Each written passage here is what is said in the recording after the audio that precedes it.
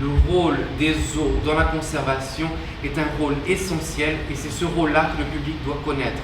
C'est le rôle des zoos, il faut changer la perception du public pour que les zoos soient vus comme des agents de conservation, pratiquement des organisations pour la conservation, pratiquement le rôle des ONG. Et ça, c'est quelque chose de vrai, et mon cas illustre vraiment ça. Aujourd'hui, si vous regardez les grandes associations, qu'est-ce qui finance la conservation des espèces? La conservation des espèces est financée en grande partie par les zoos. Les grandes ONG financent souvent des projets thématiques. Réchauffement climatique, perte de l'habitat, déboisement, acidification, etc. Donc c'est plus des grands thèmes. Mais qu'est-ce qui finance la recherche sur les espèces? Ce sont les zoos. C'est pas moi qui le dis, c'est une réalité. Si on regarde ce projet, donc je n'ai pas les chiffres en tête, je les avais au moment de la présentation, mais c'est des chiffres gigantesques que la communauté des zoos, que la communauté des zoos finance.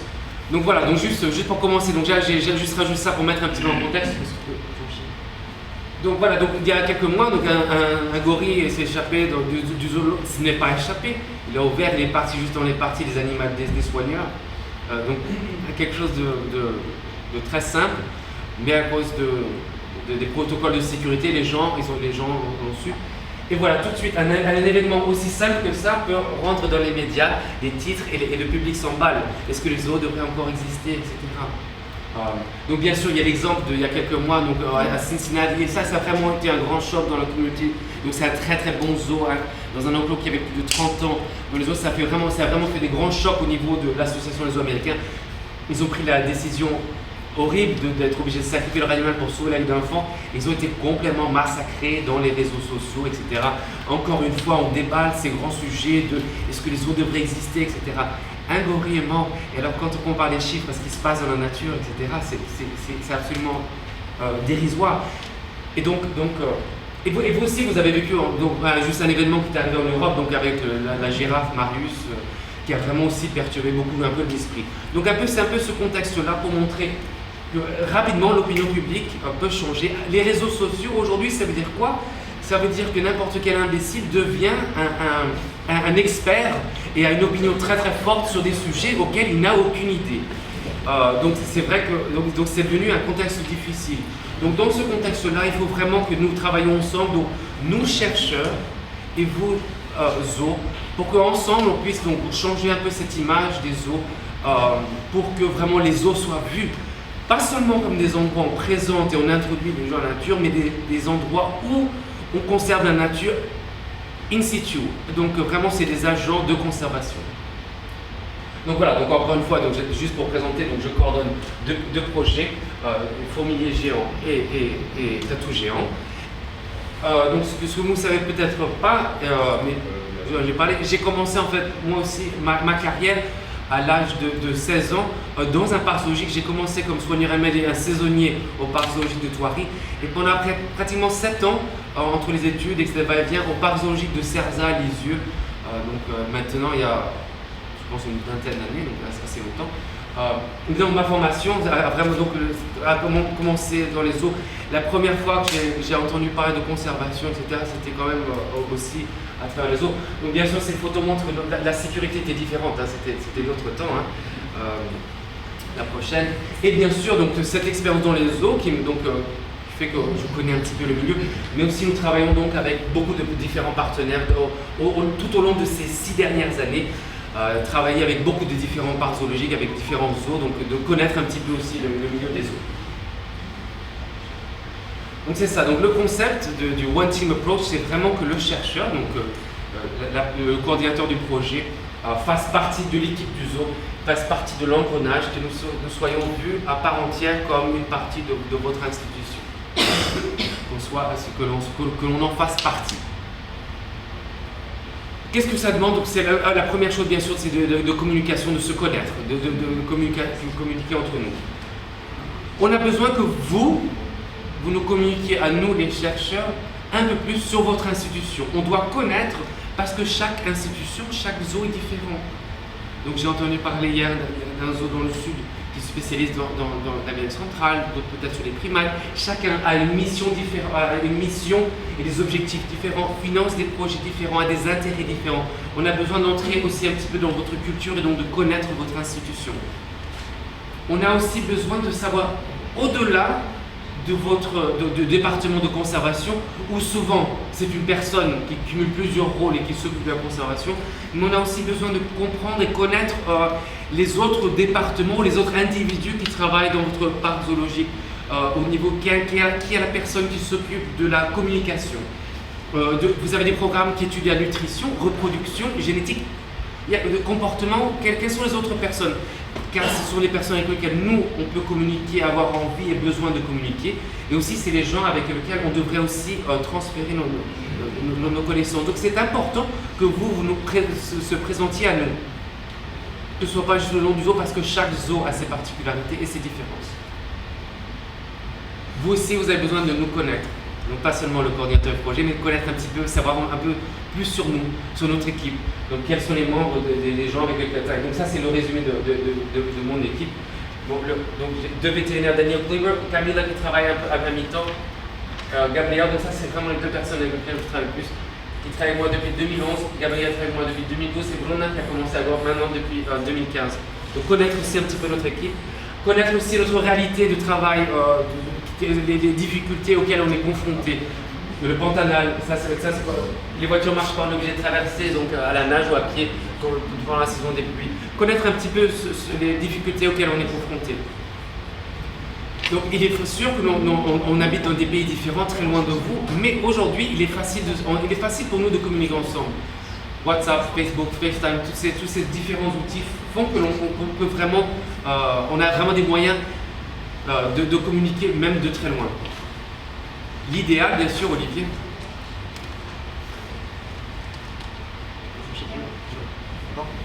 L'idéal, c'est bien sûr d'avoir l'occasion de se connaître personnellement, comme ce qu'on fait aujourd'hui. Donc, inviter peut-être un chercheur, donc comme le Zoo de Guyane a fait, à sponsoriser, que vous avez fait, l'association fait, sponsoriser la venue de chercheurs à vos réunions pour qu'on puisse parler en tête à tête. Il n'y a rien de mieux, buvant une bière, se baladant, etc. C'est la meilleure occasion qu'on a pour se connaître. Parce qu'il est beaucoup plus facile pour moi de vous demander quelque chose ou pour vous de nous demander une fois qu'on s'est parlé en tête à tête, qu'on s'est vraiment rencontré physiquement. Je sais plus qui est là. Yeah, ok, can you next? Invitez-nous aussi donc de participer de vos zoos pour qu'on puisse mieux les connaître. Donc la visite du zoo, next. De voir le zoo. Et là, on en a parlé aussi, les visites de terrain. C'est vraiment un moment privilégié et particulier pour nous d'avoir l'occasion de vous connaître et de passer un moment avec nous. Donc on a souvent eu l'occasion d'accueillir dans nos recherches. Donc j'ai invité Emmanuel Mouton du zoo de Calvia qui vient la semaine prochaine, vient travailler avec Patricia pour 17 jours. Donc comme bénévole, il va faire partie de l'équipe, il va travailler sur le terrain, donc il aura aussi l'occasion de travailler un petit peu avec nous. On a reçu au fil des années plusieurs personnes. Thierry Jardin avec sa femme. On a reçu du zoo de Beauval au des Moulins, du zoo de Sarza aussi. On avait la vétérinaire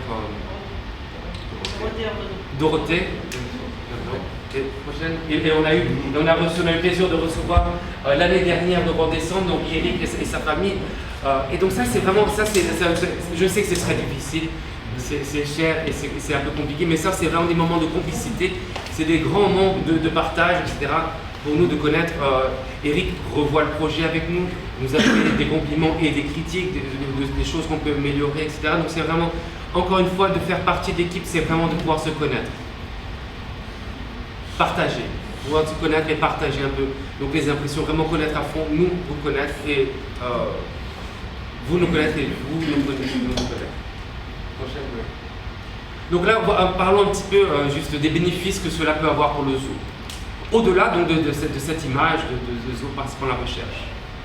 Donc nous, qu'est-ce que l'on fait? On partage un peu notre histoire. Notre histoire, on partage des photos. Non, oui, c'est ça, oui, le prochain petit peu. Donc moi, par exemple, tous les 2-3 mois, j'envoie ce que j'appelle un peu les Giant Armadillo Soap Operas, C'est un peu un résumé de ce qui se passe de forme totalement informelle, qu'est-ce qui se passe dans le projet. Alors là, c'est pas du tout scientifique, les animaux on leur donne les noms, c'est vraiment on raconte qu'est-ce qu'on en a fait sur le terrain. Et on envoie toujours entre 10 et 30 photos en basse résolution pour que vous puissiez les regarder rapidement sur vos appareils, mais je les ai toujours sur Dropbox et ceux qui me demandent sont sur Dropbox en haute résolution. Est-ce que tout le monde reçoit ça? Parce que normalement, je crois que Cécile m'a dit qu'elle vous les faisait passer. Donc, et si vous ne l'avez pas, prenez mon email, je peux aussi l'envoyer individuellement. Mais ça, c'est quelque chose, donc c'est un outil que vous avez et que j'explique. Donc pour vous, le problème, c'est que c'est vrai que c'est écrit en anglais, mais l'important, c'est de partager, donc que vous le receviez, mais que vous le partagez aussi dans votre zoo, avec les animaliers, avec les autres personnes, pour que les gens, le personnel du zoo, que ce soit la caissière ou l'animalier, le vétérinaire ou la personne de communication, voient qu'est-ce que le son parc investit dans la conservation, qu'est-ce qui se passe, etc., qu'eux ils puissent se sentir aussi investis. Donc c'est important pour votre personnel. Donc ça sert à quoi ça? Donc c'est les choses, quand vous faites vos goûters devant les animaux ou des spectacles ou des moments d'information que vous partagez avec les visiteurs, c'est un moment de partage et que vous pouvez partager un petit peu les actions que vous avez sur le terrain. Et donc là, si l'animalier reçoit des nouvelles fraîches, ils auront beaucoup de matériel avec lequel parler et peuvent aussi nous demander plus de photos, etc. Mais c'est très important, ça permet d'avoir donc un moment, donc un contact direct avec le visiteur. Next. Ça c'est aussi utile pour votre site internet, de raconter un peu les nouvelles, de qu'est-ce qui se passe. Next. Et ça, il y a un zoo qui fait ça très bien, c'est le zoo de Chester qui a Act for Wildlife, où ils mettent vraiment tous les 2-3 mois, où ils transforment. Donc alors, eux, ils ont une équipe qui édite et ils ont un blog de conservation de tous leurs projets. Ils mettent en place un blog et c'est très suivi, c'est très dynamique. Donc tout ce qu'on envoie, quelquefois, le même email, il est coupé en 3 ou 4 parties et ils alimentent leur blog à travers de ces updates. Next. Donc après, ça sert aussi pour le Facebook. Là, je ne connais pas très bien Instagram, Twitter, toutes ces choses-là, vous pouvez juste prendre une photo, raconter, donc utiliser donc ce pouvoir, vous pouvez utiliser le matériel qu'on vous envoie donc pour communiquer avec votre public, montrer votre travail, montrer cette image des zoos comme association pour la conservation, comme institution pour la conservation, donc partager, communiquer avec le public. Et donc voilà, les newsletters, magazines, tout ce que vous avez comme autre outil pour communiquer avec votre public. Annual reports sont juste exemple de mobile. Next. On peut aussi vous envoyer des vidéos. Je crois Olivier va partager avec vous une petite vidéo que l'on a. On a travaillé avec Mara Media, la BBC. On a filmé là 3 expéditions différentes, le projet sur les tatous géants. Et ils nous ont donné. Et ils vont faire ça va sortir en Angleterre et aux États-Unis, un film donc, sur le tatou géant qui va être communiqué. Qu'est-ce qui va narrer le programme? C'est David Attenborough. Donc ça va être très bien. Et c'est incroyable parce que quand je leur ai parlé, je leur ai dit ce programme est financé par les zoos. J'ai besoin que dans les crédits vous mettiez tous les noms de différents zoos. Ils ont dit qu'ils ne voulaient pas le faire. Le caméraman, le directeur du programme était anti-zoo. J'ai dû passer au-dessus de lui et je lui ai dit vous n'avez pas le droit d'avoir utilisé mon image si dans le documentaire il n'est pas dit explicitement que ce projet est financé à 80% par les zoos. Donc vous voyez l'image que les gens qui travaillent avec l'état sauvage, non. Mais ce projet n'existerait pas si on n'avait pas le soutien des zoos. Donc maintenant, j'ai obtenu que David Attenborough dit en paroles claires que ce projet est financé à 80% par les zoos et à la fin, dans les crédits, il y aura notre site web où toutes les institutions qui nous financent seront citées. Donc encore une fois, essayez donc de changer un peu cette image des zoos. Les vidéos, on a demandé, ils ont voulu nous donner $2000 pour notre travail, etc. J'ai dit non, on ne veut pas d'argent de vous. Par contre, on voudrait une petite vidéo éditée. Que je peux donner au parc zoologique pour alors utiliser dans leur programme d'éducation, que ce soit pour les enfants. Donc ça va être en anglais. Et là, ils m'ont filmé en train de dire, donc Donc depuis 4 ans, le parc de Beauval, Beauval Nature, soutient notre projet. Merci à Beauval Nature. Donc moi, en train de remercier directement le parc de Beauval, avec directement après. Donc c'est quelque chose que Beauval ensuite pourra utiliser. Donc dans votre cas, j'ai fait pour l'Association française des eaux. On a l'Association française des eaux, un grand merci pour l'association. Mais j'ai fait ça donc pour nos différents partenaires, donc pour 15 différents partenaires qui nous soutiennent à long terme, une petite vidéo dédiée spécialement pour eux, pour qu'ils puissent donc partager avec leur public. Vous pouvez l'utiliser pour dans le parc, si vous avez un animal, les fourmiliers, donc par exemple là dans le zoo de Naples, ils ont Naples Zoo Supports, Dr. Arnaud Délire, donc montrez au public. Car les zoos, même s'ils savent, c'est vraiment quelque chose que moi j'observe, c'est que les zoos, même si donc ils savent très bien communiquer sur les naissances, un bébé est né, ça le personnel de communication sait très bien le faire, mais vraiment sur votre rôle de conservation, vous ne communiquez pas très bien. Vous ne le faites pas assez. Il y a bien sûr des exceptions, mais c'est vrai que c'est quelque chose alors à une naissance, ils savent très bien le faire, mais pas vraiment sur le rôle et l'importance qu'ils ont sur la conservation. On peut aussi, donc en ayant ce rôle très proche, on peut aussi aider les départements d'éducation. Donc, next one. Donc nous on a fait donc on a créé donc pour l'année du tatou en 2014, on a eu vraiment beaucoup, on a fait toute une campagne au Brésil pour parler pour que les départements d'éducation des eaux sur les tatous. Donc on avait plein de matériel, un Dropbox plein, que ce soit des dessins, tout ce que vous pouvez imaginer, on l'a créé. Et ça c'est disponible, et vous savez, il faut juste que vous me demandiez. Dropbox, je vous envoie tout ça très facilement. Et donc ça on l'a fait au Brésil, mais aussi dans les eaux qui nous soutiennent, donc aux États-Unis, Houston Zoo l'a fait. Next. Et donc on avait parlé un peu hier, Beauval aussi a fait ça, donc on a un week-end, a fait un week-end sur les tatous. On peut aussi directement, maintenant on a parlé de ces technologies, sur vos programmes d'éducation, on peut aussi venir dans les salles de classe. On peut venir, donc là on est sur le terrain, et là, SeaWorld Busch Gardens, ils ont un programme où les enfants viennent faire des classes pendant une semaine, etc. Et donc nous on intervient sur Skype, ça nous prend 20 minutes, et on intervient, et on raconte le projet, on répond aux questions généralement des enfants. Ça nous prend 15 minutes. C'est juste quelque chose qu'on peut régler. Dans ce temps-là, l'année dernière, on avait encore une connexion internet sur le terrain, on arrivait là, on est sur la Fazenda sur le terrain, on arrive à le faire. Maintenant, c'est plus difficile de le faire sur le terrain parce qu'on a déjà loupé quelques fois. Mais en tout cas, c'est quelque chose que l'on peut organiser, faire facilement. Vous avez une journée importante, vous avez quelque chose, on peut venir sur Skype, parler avec nous. Il faut juste s'organiser et on vient, on parle. Les gens aiment bien, ça montre le rapport très proche que l'on a entre nous, donc c'est quelque chose qu'on peut faire pour vous. Next. Donc voilà, l'association des eaux, next. On a fait avec le parc des abeilles. L'information scientifique, next. Donc juste comme exemple, donc voilà, nous on va faire un programme, donc on étudie la semence donc des fourmiliers, des tatous. C'est quelque chose, donc des informations qui peuvent ensuite être comparées avec la captivité. Le programme des fourmiliers géants, on a donc tout un travail qui est fait sur les autopsies d'animaux frais, et on a un vétérinaire des États-Unis qui étudie l'alimentation des fourmiliers, qui est un petit peu compliqué encore en captivité. Elle nous demande des estomacs et des morceaux d'intestin différents. Donc elle vient en mois de mars former notre vétérinaire pour que dans les autopsies, on puisse collecter ce matériel-là. On lui envoie, elle va analyser ça, donc c'est plein de choses que l'on peut faire. Mais quand on parle aussi d'information scientifique, c'est un peu ce que l'on parlait aujourd'hui. Communiquez avec nous, vous avez un besoin, je vais faire ce programme. Parlez avec nous. Sébastien est en train de dire, on va travailler à Bornéo. Mais tu sais, moi j'ai travaillé avec la Fondation Segré, mais moi mon contact c'était celui-là. Je te le passe. Je connais telle personne. Je ne sais pas si vous avez entendu parler du Conservation Breeding Specialist Group, CBSG. Je suis le coordinateur, c'est un travail bénévole, je suis le coordinateur du CBSG au Brésil, donc qui fait tous les plans d'action, etc. Donc aussi que ce soit au niveau de l'IUCN, etc., on a aussi beaucoup de connaissances de gens.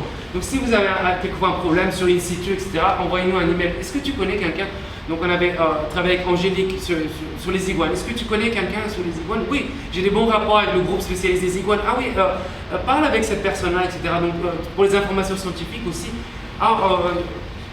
On essaie d'élever un bébé tatou. Je l'ai jamais fait, mais je connais un tel qui le fait. On est aussi des bonnes sources de relations et d'informations. On n'a souvent pas l'information, mais on peut trouver la personne qui l'a. Donc utilisez-nous. Next. Donc bien sûr les médias. Donc ça c'est sûr. Donc par exemple, donc Donc encore une fois, le personnel des zoos, vous savez très bien communiquer sur un bébé gorille est né, mais vous ne traduisez souvent pas les événements qui arrivent, des très bons événements, des nouvelles que vous recevez sur la cour du terrain. Envoyez-le, faites des attachés, non pas attachés presse, des communiqués de presse. Faites des communiqués de presse sur vos projets, parlez-en avec vos journalistes, éduquez vos journalistes pour parler de ça. Et pour nous, ça c'est tellement utile. Donc je donne toujours l'exemple avec Chasseurs Zoo. Moi, si je fais un communiqué de presse au Brésil sur notre projet, il est arrivé quelque chose, personne, ça intéresse personne. Chasseurs Zoo, souvent ils envoient des communiqués de presse sur notre travail, ça rentre dans la BBC, ça prend des proportions internationales. Et tout d'un coup, les journalistes brésiliens, oh, mon Dieu, les gens à l'extérieur s'intéressent, mon Dieu, ça doit être intéressant, alors là ils nous contactent. Donc tout ce travail qu'on a réussi à faire de communication et médias dans notre état, dans le Mato Grosso du Sud, ça a été très souvent grâce à l'aide des communiqués de presse, des zoos qui ont fait ça à l'extérieur, c'est revenu. Comme je l'ai dit, le bébé Alex, le bébé tatou géant que l'on avait, donc, que tout le monde suivait ses nouvelles dans les nouvelles que j'envoie tous les 3 mois. Je parle toujours de Alex, a fait ci, a fait ça. Quand il était mort, les gens étaient très tristes et les gens qui ont envoyé des communiqués de presse, qui en ont parlé, et bien ça fait un grand tabac au Brésil et ça fait un grand tabac dans le Mato Grosso du Sud. Donc vraiment, donc ça c'est, donc les médias, ça vous aide vous de communiquer, donc montrer encore cette image d'institution qui fait la conservation. Mais nous, c'est tellement utile pour nous, c'est vraiment, ça nous change vraiment la vie. Et vous savez que moi, nous aussi, on peut parler avec les journalistes pour vous. Donc là, il n'y a pas très longtemps, j'ai fait une intervention pour un journaliste sur le rôle des zones de la conservation. Si vous avez quelqu'un qui veut parler de conservation, faites-le parler avec moi parce que nous sommes un super exemple, le projet Tatou Géant. C'est un animal que vous n'avez pas en captivité, mais c'est un animal dans lequel les zoos ont investi pour faire. Donc là, on nous dit, grants from zoos have made up 85% of DBS funding. Donc racontez-nous ça. Oui, si ce n'était tout ce qu'on fait, c'est merveilleux, mais on n'arriverait pas si ce n'était pas aux zoos. Donc nous aussi, le chercheur, on fait cet effort aussi pour promouvoir ce rôle. Donc quand vous parlez avec les journalistes, quelquefois, au lieu que ce soit vous qui dites, bon, parlez avec Arnaud Desbiais si vous voulez bien, etc. Et nous, on peut le faire à votre place. Next. Et là, je vais juste donner, on parlait un petit peu dans la voiture sur le mouvement anti-zoo, etc. Vous avez donc bien sûr, vous savez que SeaWorld, après la sortie de ce documentaire Blackfish, a une répercussion terrible au point de vue de l'opinion publique, etc. Et ça s'est ressenti au Brésil. Blackfish et passe sur Netflix, que tout le monde a maintenant. Donc ils ont vraiment vu des grandes chutes de leur public au Brésil. Et donc ils ont fait une intervention médiatique où ils ont envoyé du personnel de SeaWorld pour parler un petit peu, répondre aux questions, travailler avec les agences et parler un petit peu donc, des difficultés qu'ils ont donc avec les ordres, donc de répondre sur toutes questions. Et ils m'ont invité à venir parler venir parler du Conservation Fund et donc de parler un peu de ce que fait SeaWorld au Brésil. Donc j'ai parlé avec tous les journalistes sur le projet, donc présenter le projet Tatou et montrer que SeaWorld Busch Gardens finance ce projet. Next. Donc juste montrer ça. Et donc pour quelques mois, c'était amusant d'avoir le tatou géant comme symbole de SeaWorld, etc.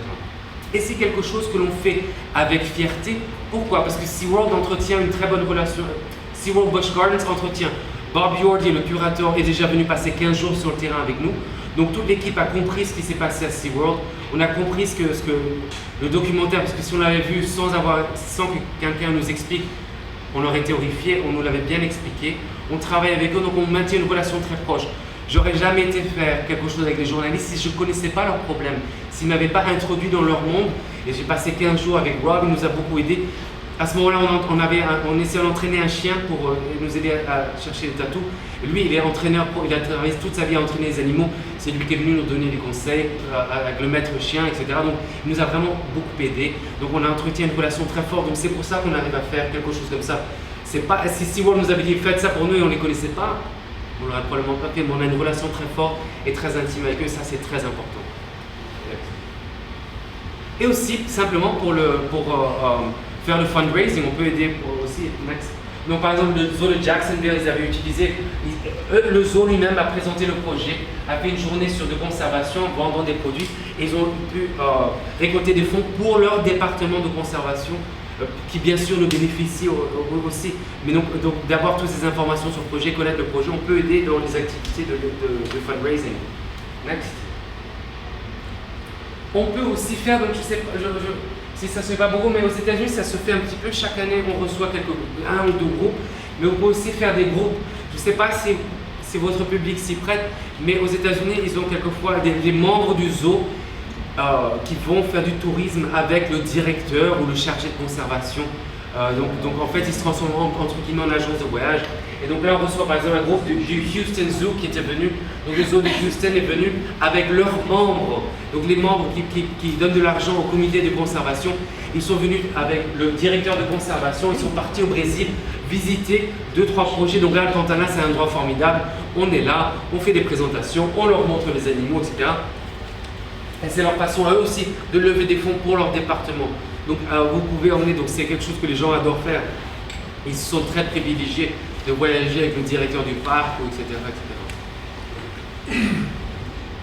Encore une, et donc là juste pour faire ça, donc nous on a donc cet animal et on a eu la visite d'Eric. Donc si vous faites ça aussi, venez nous visiter. Vous pourrez avoir la chance d'être nommé, d'avoir un tatou à votre nom. Donc on a Eric, donc le jeune mâle qui n'est pas encore fertile, le jeune. Si vous suivez, on vous racontera dès qu'il sera. On vous en parlera. Et quels sont les bénéfices pour nous, chercheurs? Donc bien sûr, de changer, donc vraiment, on veut changer cette image de la relation qui soit... et ça, c'est quelque chose dont on parle avec nous, avec les chercheurs. Quand je parle avec d'autres chercheurs, je leur dis toujours, ne considérez pas les zoos comme des ATM, comme des machines à sous, comme une ATM machine. Genre, ne les percevez pas comme ça, et vous allez voir, vous allez gagner beaucoup plus que simplement de l'argent. Field training, des connaissances, parce que vous avez des capacités, des connaissances que l'on n'a pas. Et donc là, c'est l'exemple du zoo de Chester. La directrice de conservation, Alexandra Zimmerman, elle est spécialiste dans les conflits avec les animaux. Le conflit, donc elle a travaillé avec les éléphants, avec les jaguars, etc. C'est sa grande expérience. Nous, dans le Sierra, on a découvert un conflit qui, au début, j'y croyais pas vraiment, mais c'est que les tatous géants détruisent les ruches des abeilles.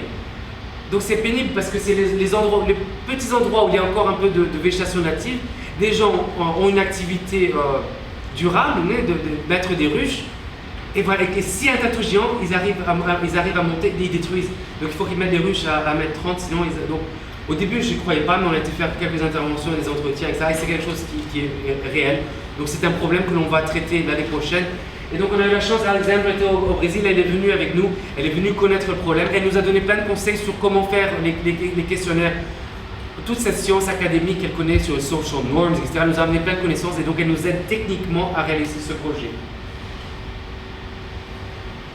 Valoriser et donner des entraînements, donc valoriser aussi notre personnel. Le Houston Zoo, donc le Houston Zoo, non seulement, le Houston Zoo comme contribution au projet, il finance le salaire de Gabriel. Donc ils ont adopté Gabriel. Et ils ont mis un programme en place qui est le Wildlife Warrior Award. Et donc c'est vraiment bien. Et donc les coordinateurs de projets peuvent, des projets qui financent, on peut soumettre un membre de notre équipe pour voir s'ils peuvent gagner le award. Et là, donc c'était la deuxième fois que c'est fait. Gabriel a gagné le Wildlife Warrior Award. Et en mars, il va aller au zoo de Houston où il va faire des cours d'anglais. Il va travailler comme bénévole un peu dans le zoo, connaître le zoo. Parce que lui, il n'a aucune idée un petit peu sur le rôle des zoos. Il va connaître un petit peu mieux le rôle des zoos. Il va apprendre l'anglais, travailler dans le département de conservation. Il va vraiment s'enrichir. Ça va vraiment lui changer complètement la vie. Le Antilles and Highways, c'est le zoo de Naples Zoo qui nous a construit le site internet, qui s'occupe de gérer le site internet pour nous.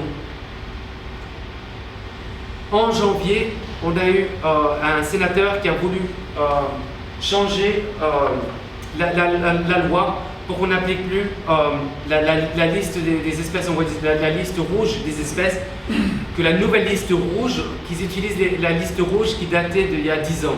Pas la nouvelle liste parce qu'ils disaient que ça protégeait des araignées, des trucs comme ça. Et qu'il fallait, donc c'était mauvais pour le développement du Brésil, donc il fallait utiliser une ancienne législation. Et donc c'était une catastrophe pour nous parce que donc nous, quand je travaille avec le CBSG, on a fait beaucoup, le gouvernement brésilien avait fait beaucoup de travail pour investir, pour avoir, et c'est quelque chose qu'ils ont vraiment bien fait, de catégoriser le maximum d'espèces possibles dans la liste rouge, utilisant un critère de l'UICN, et voilà quelqu'un qui veut nous changer, de retirer ça. C'est presque passé. Donc on a fait une grande pétition, tout le monde, tous les gens à la conservation. Et moi j'avais envoyé en urgence à toute ma liste de contacts des zoos, aidez-nous, signez ça, et ça est vraiment, donc il y a des plein de signatures qui sont venues d'Europe, etc. Donc ça nous a vraiment beaucoup aidé. Next. Donc voilà, quelques exemples de partenariats. Il y en a d'autres, il y en a vraiment d'autres. Mais l'idée donc principale est de voir que donc quand on change la relation, la relation était plus que juste un simple chèque. Si on peut se connaître, on peut s'aider mutuellement, on peut aider beaucoup le zoo et vous pouvez aussi beaucoup nous aider. Et donc voilà un peu le sentiment de cette présentation. Et vraiment, si on arrive à avoir des amis, je sais que s'il arrive quelque chose de dramatique au projet, si j'avais un problème, je sais que je sais que j'ai confiance. Je peux prendre le téléphone, je suis sûr que si j'appelle Eric et je lui dis « Eric, nous est arrivé ça, est-ce que tu peux nous aider ?» Je sais qu'il le fera. C'est une grande confiance qu'on a. Ils l'ont fait quand le programme des Okapi, tout est détruit. John a fait et a pris la main au téléphone, j'ai besoin d'aide. Et les autres se sont complètement mobilisés, ils ont réussi à changer la situation. Donc vraiment cette relation de confiance, d'amitié, etc., de connaissance que l'on a est vraiment un grand bénéfice donc, pour des deux côtés. La seule critique que j'ai reçue un petit peu, c'était d'autres de gens qui n'étaient pas coordinateurs de projet qui disaient oui, mais vous, les coordinateurs de projet, vous n'avez pas le temps. Votre rôle est de sauver les espèces. Vous n'avez pas le temps de communiquer avec les zoos. C'est pas vrai. On doit prendre le temps. Et si vous avez ma présentation, oui, je fais beaucoup de terrain, je fais beaucoup de choses, mais je parle aussi beaucoup. Je parle aux journalistes, avec les politiques, les institutions gouvernementales et éducationnelles. On a fait un grand truc à Campo Grande, former 250 professeurs sur les tatous. Notre rôle il va bien en dehors du terrain, donc les stakeholders. On est obligé de parler avec eux. Si on veut faire de la conservation, c'est beaucoup plus que seulement le terrain.